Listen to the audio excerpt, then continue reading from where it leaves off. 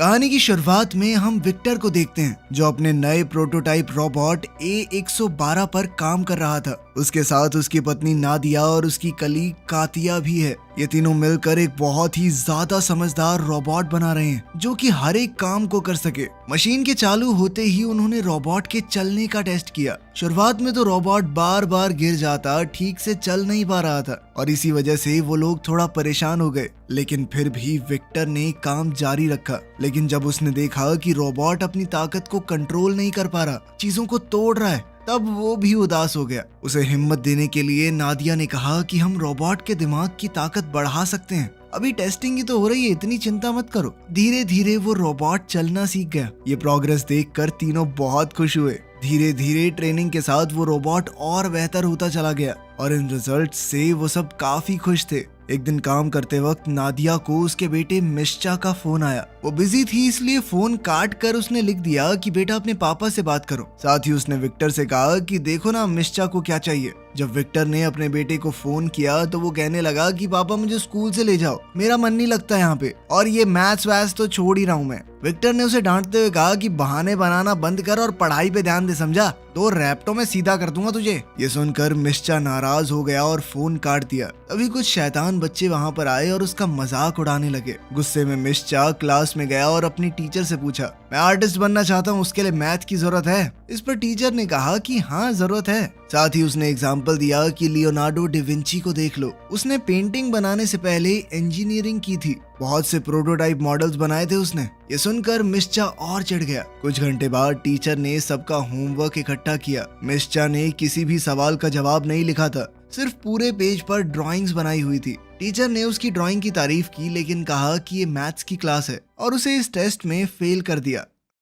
उधर लैब में विक्टर ने रोबोट का वॉइस टेस्ट किया। उसने देखा कि नादिया और कातिया ने रोबोट के अंदर बच्चों जैसी आवाज वाले मॉडल डाल दिए थे। इस बात से विक्टर को बहुत गुस्सा आया। सबसे बड़ी बात यह थी कि अब उसके पास टाइम भी नहीं था चेंज करने का, क्योंकि उन्हें मीटिंग के लिए देर हो रही थी। मीटिंग में उन्होंने कमेटी को रोबोट के ट्रेनिंग वीडियोस दिखाए। जनरल ने देखा कि रोबोट A112 अपने टारगेट को सही समय पर बचा नहीं पा रहा और थोड़ा धीरे रिएक्ट कर रहा है। उसने कहा कि रोबोट में अभी भी बहुत सुधार की जरूरत है। विक्टर ने समझाने की कोशिश की कि रोबोट ने सारे मिशन पूरे तो किए हैं ना, लेकिन जनरल ने कहा कि वहाँ तुम लड़ते हो या हम, थोड़ा सा डिले भी बहुत सारे लोगों की जान ले सकता है। साथ ही उसने कहा कि रोबोट की आवाज बहुत बेकार है, इसे बढ़िया बनाओ। इस बात से विक्टर को नादिया और कातिया पे बहुत गुस्सा आ रहा था। साथ ही जनरल ने उन्हें कहा कि इसकी ताकत और स्पीड को और ज्यादा बढ़ाओ। उधर मिश्चा घर जा रहा था तब उसकी मुलाकात अपने दोस्त ग्रांट से हुई जो रोड साफ करता है। मिश्चा ने बताया कि टीचर ने उसे प्रिंसिपल के ऑफिस में भेज दिया। ग्रांट ने उसे तसल्ली दी और कहा कि चिंता मत करो, मैं स्कूल जा सकता हूँ तुम्हारे पेरेंट्स की जगह अगर तुम कहो तो। लेकिन मिश्चा ने मना कर दिया और वहाँ से चल दिया। इसके बाद लैब में विक्टर ने A112 से बात की। उसने पूछा कि तुम्हारे टेस्ट रिजल्ट इतने खराब क्यों आए हैं? रोबोट ने कहा कि शायद आज उसका दिन ज्यादा अच्छा नहीं था। इस जवाब से तो विक्टर और गुस्सा हो गया। तब रोबोट ने बात बदलते हुए कहा कि मैं तुम्हारे परिवार की फोटो देख सकता हूँ। दरअसल वो रोबोट परिवार के बारे में और जानना चाहता था। विक्टर ने कहा कि ये सब बेकार बातें हैं, सब पर ध्यान मत दो तुम। लेकिन रोबोट ने पूछा कि क्या आप सब लोग मेरा परिवार हो? जिस पर विक्टर ने मना कर दिया। तुम सिर्फ एक मशीन हो, कोई इंसान नहीं, मशीनों का परिवार नहीं होता, और इस वक्त तो तुम मेरा दिमाग खराब कर रहे हो। ये कहकर तीनों साइंटिस्ट लैब से चले गए और A112 अकेला रह गया। घर जाकर विक्टर और नादिया ने मिश्चा को डांटा, वही मैथ्स के होमवर्क में ड्राइंग बनाने के लिए। साथ ही विक्टर कहने लगा कि तुम्हारी तो ड्राइंग भी अच्छी नहीं है, अपने माँ बाप की तरह पढ़ाई करके साइंटिस्ट बनो, समझे? मिश्चा ने गुस्से में आकर कहा कि आप दोनों जैसा तो कभी नहीं बनूंगा मैं। उसके बेटे ने जिस तरह से ये बात कही थी, ये सुनकर विक्टर बहुत उदास हो गया। उधर लैब में A112 अकेला था। उसने डिक्शनरी के अंदर फैमिली वर्ड देखा लेकिन कुछ भी समझ नहीं पाया। फिर उसने सोचा कि ये सब समझने के लिए मुझे एक असली फैमिली ढूंढनी चाहिए। उसने अपने हथियारों का इस्तेमाल करके दरवाजा उड़ा दिया और फिर चुपचाप लैब से निकल गया। वो शहर में छुपते छुपाते घूम रहा था। एक बार को तो वो सड़क पर चलने वाली इन छोटी ट्रेन से टकराने ही वाला था। थोड़ी देर बाद उसने कुछ लोग देखे जो कि दीवार पर कुछ पेंटिंग बना रहे थे। जब उन्होंने रोबोट की आवाज सुनी तो एक लड़का नीचे गिर पड़ा। रोबोट ने तुरंत उसकी मदद की और उसे बचाया। रोबोट ने बच्चे को बचाया ही था, लेकिन फिर भी वो लड़का डर कर भाग गया वहाँ से। ये देखकर A112 बहुत उदास हो गया। कुछ मिनटों बाद रोबोट एक कंस्ट्रक्शन साइट पर गया और वर्कर्स से कहा कि आप लोग अपना काम जल्दी जल्दी कर लें, क्योंकि उनके शोर से एरिया में परेशानी हो रही है। ये सुनकर वो लोग घबरा गए और भागने लगे। रोबोट ने लैब से ली गई फोटो देखी और सोच में पड़ गया कि उसका परिवार कहाँ है।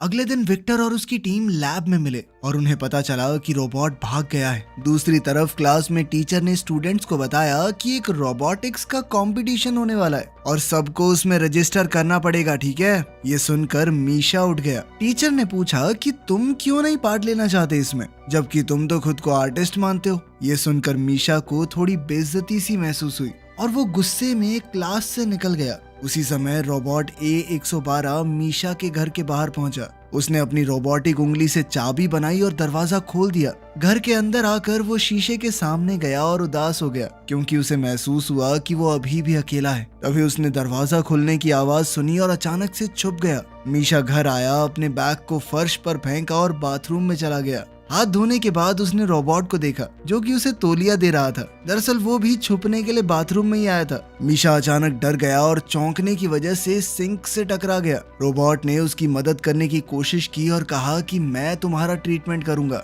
मीशा भागते हुए अपने कमरे में गया और बेड पे चढ़ गया। रोबोट ने कहा कि मैं तुम्हें चोट नहीं पहुंचाऊंगा, मैं तो बस मदद करने आया हूँ। जब उसने देखा कि लड़का ठीक है तो वो शांत हो गया और उसने कहा कि मेरा नाम है A112, एक मल्टी फंक्शनल रेस्क्यू रोबोट। उसने मीशा को सब कुछ बताया कि कैसे वो घर के अंदर घुसा, अपनी उंगली से चाबी बना के, फिर अपने अलग अलग वॉइस मॉडल दिखाए। उसकी अलग अलग आवाजें सुनकर मीशा थोड़ा हंस पड़ा। थोड़ी देर बाद रोबोट कहने लगा कि मैं एक परिवार ढूंढ रहा हूँ, मैं समझना चाहता हूँ कि एक फैमिली क्या होती है। उसने लैब से ली हुई वो फोटो भी दिखाई। मीशा उदास हो गया और कहने लगा कि ये कोई असली परिवार नहीं है। मेरे माँ बाप विक्टर और कातिया सिर्फ अपने बारे में सोचते हैं। रोबोट ने कहा कि मुझे भी आजकल वैसा ही लग रहा है, क्योंकि मैं इतना नाकारा हूँ, अपने बनाने वाले को भी खुश नहीं कर पा रहा। ये सुनकर मीशा ने रोबोट को हौसला दिया कि ऐसा कुछ नहीं है, मुझे तो खुश कर दिया ना तुमने। चलो आज से हम दोस्त हैं और तुम्हें मैं रॉबी कहकर बुलाऊंगा। अपना अलग सा नाम सुनकर रोबोट बहुत खुश हो गया। उधर लैब में जनरल ओलेग ने साइंटिस्टों से मीटिंग की और गुस्सा होकर कहा कि A112 भाग गया है, वो जल्द ही सबके लिए खतरा बन सकता है, उसके अंदर बहुत खतरनाक हथियार हैं। जब विक्टर ने देखा कि उसके परिवार की फोटो गायब है तो उसने सोचा कि घर जाके चेक करूंगा एक बार। इस वक्त घर में मीशा और रॉबी टीवी देख रहे थे। जैसे ही विक्टर आया, रोबोट छुप गया। विक्टर ने पूरा घर चेक किया, लेकिन उसे कुछ नहीं मिला। जैसे ही वो गया, मीशा ने रॉबी को अपना कंप्यूटर दिया ताकि वो और चीजें सीख सके। रॉबी ने मिनटों में बहुत सारी चीजें पढ़ डाली। फिर मीशा उसे अपने दोस्त ग्रैंट के काम करने की जगह पर ले गया, जहाँ पर वो अपनी आर्ट बनाता था। रॉबी ने ड्राइंग्स देखे और पूछा कि ये बिल्कुल सिमेट्रिकल क्यों नहीं है, लेकिन मीशा ने कहा कि आर्ट को किसी सिमेट्री की जरूरत नहीं होती, बस उसमें खूबसूरती होनी चाहिए। फिर वो रॉबी को खिड़की के पास ले गया और दोनों ने सनसेट देखा। इस नज़ारे को देखकर रॉबी बहुत खुश हुआ। उसने कहा कि देखो, कल तुम्हें छुपकर रहना पड़ेगा, मुझे कल स्कूल जाना है। अब रॉबी वर्कशॉप में अकेला रह गया और मीशा ने उसे एक पेन दे दिया ताकि वो ड्राइंग कर सके। दूसरी तरफ जनरल ओलेग के लोग उसे बता रहे थे कि हम एक बहुत बड़े हिस्से में ढूंढ चुके हैं शहर के, हमें वो रोबोट कहीं नहीं मिला। उसने अपने फौजियों को ऑर्डर दिया कि लैब के आसपास सिक्योरिटी बढ़ा दो और शहर के लोगों को जल्द से जल्द अलर्ट भेजा जाए कि अगर कोई रोबोट दिखे तो रिपोर्ट करना। कुछ घंटे बाद अपने घर पर विक्टर, नादिया और मीशा डिनर कर रहे थे। नादिया ने देखा कि विक्टर काफी उदास है और पूछा कि क्या हुआ। विक्टर ने जवाब दिया कि आज बॉस ने बोला कि लैब शायद बंद होने वाली है, जिस पर मीशा ने पूछा क्यों। तो विक्टर ने बताया कि हमारा एक रोबोट है A112, वो गायब हो गया है। अगर जल्द से जल्द उसे पकड़कर खत्म नहीं किया गया तो सबकी नौकरी चली जाएगी। ये सुनकर मीशा एकदम चुप हो गया। अगले दिन स्कूल में क्लास का एक लड़का एंटोन अपने रिमोट कंट्रोल रोबोट को चलाकर टीचर को परेशान कर रहा था। जब टीचर गुस्सा हुई तो उसने रिमोट मीशा की तरफ फेंक दिया और अब टीचर को लग रहा था कि मीशा ने ऐसा किया है, जिसके बाद उसे बिना किसी सवाल जवाब के क्लास से बाहर निकाल दिया गया।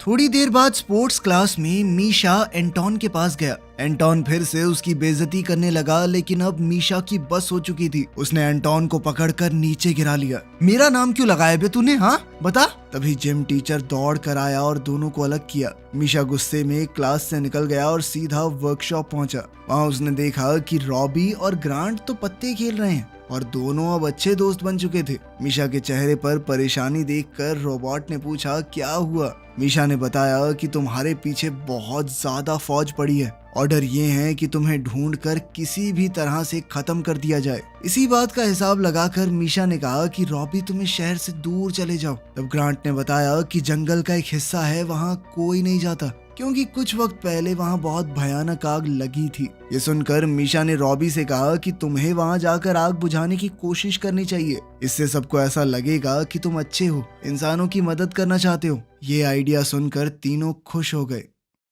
तभी कुछ पुलिस वालों ने वर्कशॉप का दरवाजा खटखटाया और कहा कि तुरंत दरवाजा खोलो। ग्रांट ने जानबूझकर थोड़ा समय निकालने के लिए कहा कि मैं अभी थोड़ा बिजी हूँ। जल्दी ही मीशा और रॉबी टेरेस पर भाग गए। बचने के लिए रॉबी ने मीशा को अपनी पीठ पर बैठाया और अपने जेट की मदद से दोनों बिल्डिंग्स के ऊपर से उड़ गया। पुलिस ने हेडक्वार्टर्स को एक रिपोर्ट भेजी कि A112 एक इंसान को अगवा करके लेके गया उनकी आंखों के सामने। हम उसका पीछा कर रहे हैं, जल्द ही सटीक लोकेशन का पता भी लगा लेंगे। इस सब के दौरान मीशा का फोन नीचे गिर गया। जब उन्होंने देखा कि पुलिस उन्हें घेरने वाली है तो रॉबी ने एक बड़ी जंप लगाई और वो दोनों पुलिस से बचकर निकल गए। न्यूज में A112 के भागने की खबर आ गई। ग्रांट का इंटरव्यू लिया गया और जर्नलिस्ट को ऐसा लग रहा था कि वो रोबोट का एक कैदी था, जैसे पुलिस ने उस रोबोट के चंगुल से छुड़ाया है। इसीलिए पुलिस वालों ने भी उसे गिरफ्तार नहीं किया। दूसरी ओर रॉबी और मीशा एक कंस्ट्रक्शन बिल्डिंग के बीच में बातचीत कर रहे हैं। मीशा ने कहा कि मुझे बहुत गुस्सा आ रहा है,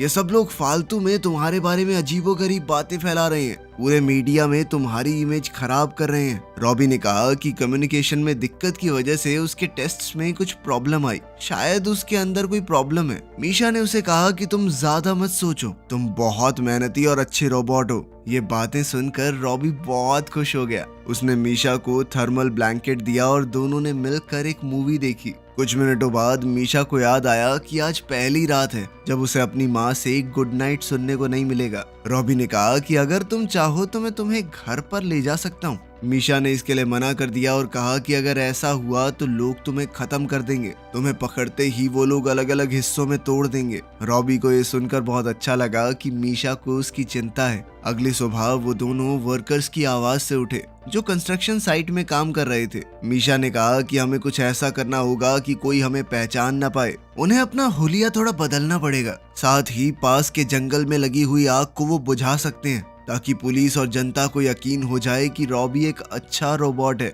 इस तरह से उसकी इमेज थोड़ी बदल जाएगी, फिर शायद उसे मारा न जाए। उधर घर पर विक्टर और नादिया के पास कातिया आई और बताया कि लैब बंद हो गई है। जिसके बाद विक्टर पुलिस से पूछने चला गया कि रोबोट और उसके बेटे का कुछ पता चला। उधर रॉबी और मीशा सिटी सर्कस पहुंच गए थे। वहां काम करने वाले लोगों से बात करके उन्होंने जोकर के कपड़े पहने ताकि रॉबी को एकदम से देखकर कोई पहचान ना पाए। कुछ मिनटों बाद मीशा ने रॉबी से कहा कि तुम अपना भेस बदल के रखना, ठीक है? मैं बस जल्दी से टिकट लेके आता हूँ। तभी एंटोन और ओलिया जो कि मीशा की क्लास में पढ़ते थे वहाँ आ गए। वो दोनों मीशा को देखकर हैरान रह गए और पूछा कि तुम्हारे तो गायब होने की खबर चल रही थी। जिसके बाद मीशा ने रॉबी को बुलाया, साथ ही उसने उन्हें बताया कि रॉबी कोई बुरा रोबोट नहीं है, बहुत अच्छा है। वो बिना बात उसके बारे में बुरी बातें फैलाई जा रही हैं। जोकर की कॉस्ट्यूम में रॉबी को देखकर बच्चे थोड़ा डर गए, लेकिन मीशा ने समझाया कि रॉबी उसका दोस्त है, वो यहाँ से भाग रहे हैं ताकि वो रॉबी को एक सुरक्षित जगह पर पहुंचा सके। उधर विक्टर ने जनरल से बातचीत करने की कोशिश की कि सर आप मेरी लैब को बंद मत कीजिए, लेकिन जनरल ने कहा कि मैं फैसला कर चुका हूँ और वो रोबोट भी जहां मुझे मिलेगा उसे वहीं खत्म कर दूंगा मैं। निराश होकर विक्टर वहां से चल दिया। वो समझ गया था कि इस आदमी के साथ बातचीत करके कोई फायदा नहीं होगा, लेकिन अपने सबसे बड़े प्रोजेक्ट को फेल होता देखकर उसे बहुत बुरा महसूस हो रहा था। तब मीशा ने अपने साथियों से कहा कि तुम लोग रॉबी के साथ रहना, तब तक मैं बस की टिकट खरीद के आता हूँ। हमें पास वाले जंगल में जाकर आग बुझानी है ताकि रॉबी का नाम साफ हो सके। साथ ही उसने उन दोनों से ये भी वादा लिया कि वो किसी को नहीं बताएंगे। उन दोनों ने मीशा से वादा किया, लेकिन जैसे ही मीशा वहां से गया, एंटोन ने रॉबी से पूछा कि क्या तुम सच में वो जबरदस्त करतब कर सकते हो या वो सब भी झूठ था न्यूज में। ये सुनकर रॉबी एक्साइटेड हो गया और जोकर की कॉस्ट्यूम उतार कर मीशा के सामने अपने करतब दिखाने लगा। मीशा ने अपना फोन निकाला और रिकॉर्ड करने लगा। ये देखकर ओलिया गुस्सा हो गई। एंटोन ने कहा कि मुझे इस बात से कोई फर्क नहीं पड़ता कि ये रोबोट जिंदा रहे या मरे, मैं इसकी वीडियो इंस्टा पे डालूंगा, बहुत फॉलोअर आएंगे मेरे। उसकी ये धोखाधड़ी देखकर ओलिया को बहुत बुरा लगा। इसके बाद एंटोन वहां से चला गया और रॉबी ओलिया से बातचीत करने लगा। उधर मीशा को 2 गार्ड्स ने पकड़ लिया। उसके हुलिये से उन्होंने हिसाब लगाया था कि ये वही लड़का है जो गायब हुआ था। कुछ मिनटों बाद विक्टर को पुलिस स्टेशन से एक फोन आया। अब उसकी जान में जान आई थी कि चलो मेरा बेटा तो ठीक है, पुलिस को मिल चुका है वो। उधर एंटोन ने सच में वो सारी वीडियोस सोशल मीडिया पर डाल दी और धीरे धीरे वो वायरल वीडियोस जनरल की टीम तक भी पहुंच गई। उन्होंने फैसला किया कि वो इस बच्चे के पास जाकर उससे पूछताछ करेंगे। पुलिस स्टेशन में विक्टर ने अपने बेटे से मुलाकात की। उसने अपने बेटे को देखते ही गले लगा लिया और पूछा कि तुम अब तक क्या कर रहे थे?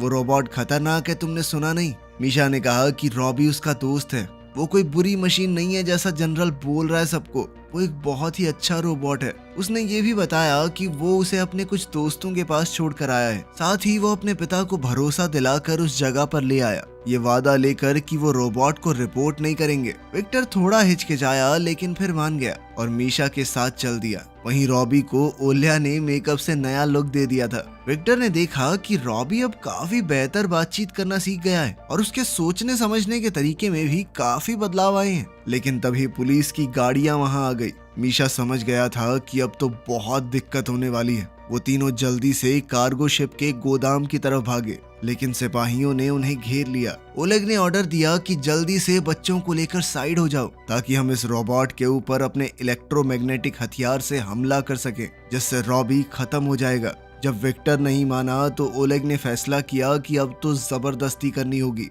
सिपाही धीरे धीरे आगे बढ़ने लगे। तभी क्रेन से एक कंटेनर की तार टूट गई। वो कंटेनर जनरल के बहुत पास गिरने वाला था। जनरल उसे मारना चाहता था, लेकिन फिर भी रॉबी ने बिना सोचे कंटेनर पकड़ लिया ताकि किसी और को चोट ना लगे। कुछ देर बाद कंटेनर के वजन से रॉबी का शरीर टूटना शुरू हो गया। उसका हार्डवेयर इतने वजन को नहीं उठा सकता था। उसने सभी लोगों को वहां से थोड़ा दूर जाने को कहा। मीशा बहुत दुखी होकर अपने दोस्त के लिए चिल्लाया। कुछ देर बाद कंटेनर रॉबी के ऊपर गिर ही गया और वो पूरी तरह से चकनाचूर हो गया। ये सब देखकर ओलेग हैरान रह गया कि मैं इस रोबोट को मारना चाहता था, लेकिन फिर भी इसने मुझे बचाया। थोड़ी देर बाद उस कंटेनर को हटाया गया रॉबी के ऊपर से। मीशा उदास होकर रॉबी को अलविदा कहने लगा। विक्टर ने अपने बेटे को शांत करने की कोशिश की, पर तभी मीशा ने सुना कि रॉबी रीएक्टिवेट हो रहा था। सब खुश हो गए कि रॉबी कुछ हद तक अभी भी ठीक है। उन सब ने रॉबी की मदद की और वहां से चले गए। कुछ वक्त बाद मीशा ने अपने इस एडवेंचर की ड्राइंग्स रॉबी और ओलिया को दिखाई।